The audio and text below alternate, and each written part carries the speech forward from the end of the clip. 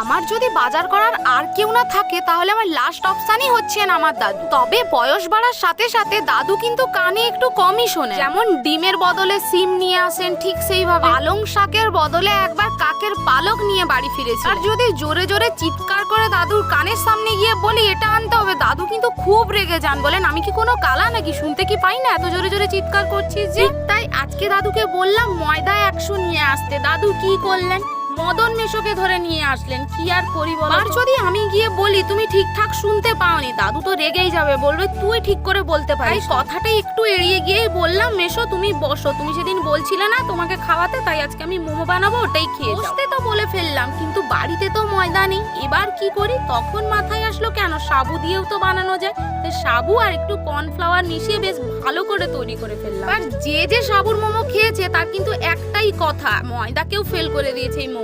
একবার বানিয়ে খেয়েও কিন্তু